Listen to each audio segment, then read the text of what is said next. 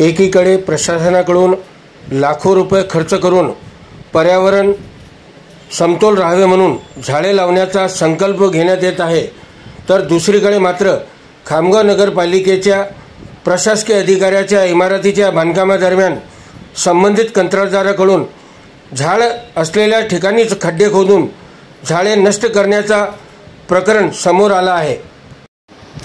या वर्षीच्या उन्हाळ्यात तापमानाने 45 पेक्षाही जास्त उंची गाठली।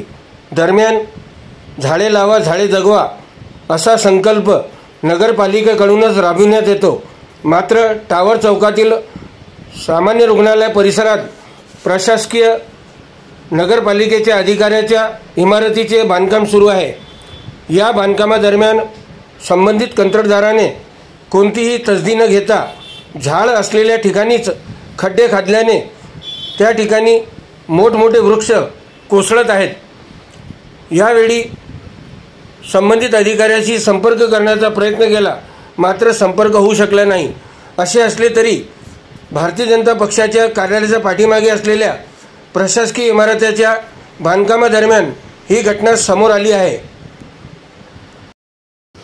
संबंधित कंत्राटदाराविरुद्ध प्रशासनाने कारवाई करावी अशी मागणी पर्यावरण प्रेमींनी केली आहे। सायन दैनिक खबरे शाम तक, अशोक जसवानी, खामगाव।